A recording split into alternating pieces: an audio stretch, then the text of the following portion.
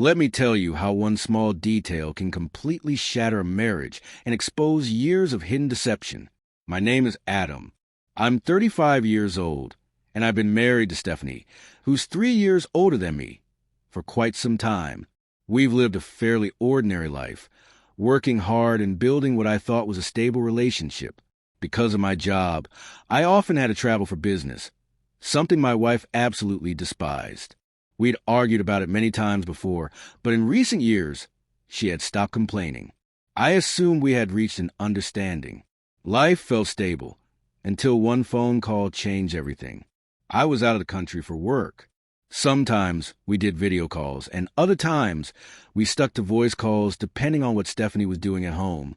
That day, she sounded busy, so we opted for an audio call. Everything seemed normal until she accidentally pressed something on her phone, and suddenly I had a live video feed. She didn't realize it right away, but in just a split second, I saw everything. I went from calm to furious in an instant. The camera was propped up, facing our bed, and there he was, a random guy, completely naked, lounging comfortably. And there was my wife, just as exposed, frantically scrambling to throw her clothes back on. Unbelievable. I started yelling so loudly that I'm pretty sure I could have blown out her phone speakers. The guy in my bed didn't even flinch. He smirked and laughed, which only fueled my rage. Stephanie was crying, tried to apologize, while that cocky jerk had the audacity to challenge me, saying if I was such a tough guy, I should come back and deal with him in person. Then the call abruptly ended. Stephanie must have figured out how to disconnect, probably for the best. Who knows what else I might have said in that moment? But really, what was left to discuss? The truth was painfully clear. This was something that needed to be confronted in person. The only problem? My trip had just begun, and I still had a full week abroad. I chose not to cut it short. What was done was done. I might as well finish my work and face everything when I got home. In the meantime, I was determined to find out who this guy was. Tracking him down turned out to be ridiculously easy. He was flaunting himself all over social media, bragging about his lifestyle. Sure enough, he was just 23, even younger than I had initially guessed. How my wife got involved with someone like that, I had no idea. But when I checked his profile, I saw that he and Stephanie were friends. Suddenly, it all made sense. Before heading home, I reached out to a female friend and asked if I could borrow her social media account for a bit. I explained the situation, and she understood. Using her account, I struck up a conversation with Mr. Pretty Boy, asking if he had a girlfriend. He said yes, but added that he was always open to no-strings-attached fun. Perfect. We arranged to meet at a small park in the evening. I knew I wanted to confront him before even speaking to my wife. So when I landed back home, I didn't go to my house. I went straight to that park. From a distance, I spotted him first. He hadn't noticed me yet. Perfect. I walked right up to him and asked if we had a date.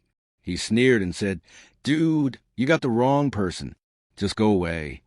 So I pulled out my phone, showed him our chat, and demanded to know how he liked hooking up with my wife. The second he realized what was happening, he tried to run, but I'm not slow. I grabbed him by the jacket and didn't let go. He struggled, yelling and crying, begging me not to mess up his face. Something about having a huge online following and sponsors. I barely processed his whining. I'm 6 feet 2 inches, solidly built, while he couldn't have weighed more than 130 pounds, soaking wet. I had no intention of making a scene or stooping to his level, so I landed a few restrained blows, just enough to intimidate him. Still, I ended up breaking his nose. The commotion drew a small crowd, so I let him go, making it crystal clear that he wasn't untouchable. Before I walked away, I forced him to confess. How long had my wife been cheating? He blurted out that she wasn't just seeing him. She had multiple lovers and was completely open about it. Apparently, this had been going on for quite some time, especially when I was away for work. That revelation hit me like a gut punch.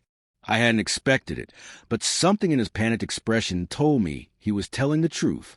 He claimed my wife would reach out whenever she felt like it, that she even had a dating app where she arranged hookups.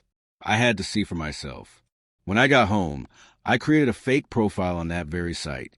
Within 10 minutes of chatting with a random woman, I discovered the awful truth. My wife, still actively looking for someone new, claiming she had been divorced for a while and was completely unattached. Even after being caught red-handed, she hadn't stopped. Finally, I returned home. We hadn't spoken since that disgraceful video call, so she wasn't expecting me. The second she saw me, she simply said, "Do whatever you want. I'm not going to stop cheating. I just want a divorce." I was floored, hurt, didn't even begin to describe what I felt. My fury erupted, and for a moment, I lost control. I slapped her. Regaining myself, I ordered her to leave. I wanted nothing more to do with her. She scoffed. "Why should I have ever stayed with you in the first place?" Then she twisted the knife deeper, saying I was barely a real man to her, that her remorse had been nothing but an act, and that she never regretted anything. She admitted she had been unfaithful practically since the day we were married, and had only tied the knot for financial security. For a second, I nearly struck her again, but I stopped myself. Instead, I threw her out in nothing but her bathrobe. She screamed threats about calling the police if I didn't give her clothes and money, but I was too numb to care. An hour later, the neighbors, fed up with her yelling, called the cops. When the officers arrived, I calmly explained the situation. They shook their heads, wished me luck, and left. Eventually, I tossed her coat and shoes outside, and off she went to crash with whatever relatives would take her in. The very next day, I hired an attorney to ensure I kept everything that was rightfully mine. Fortunately, most of my assets had been acquired before the marriage or inherited, so it wasn't difficult. Still, she had the audacity to demand alimony, as if I should finance her lifestyle after all this. Even the judge was astonished. With no children involved, there was no reason for her to claim spousal support. Unsurprisingly, she walked away with nothing. I have no idea where she is now, and frankly, I couldn't care less. So that's the disaster I endured. One careless mistake, one failure to cover up her affair while I was away, and everything unraveled. To anyone out there whose spouse is sneaking around behind their back, trust me, they'll slip up eventually. And when they do, the truth will rip you apart. But in the end, I'm free, and that's all that matters.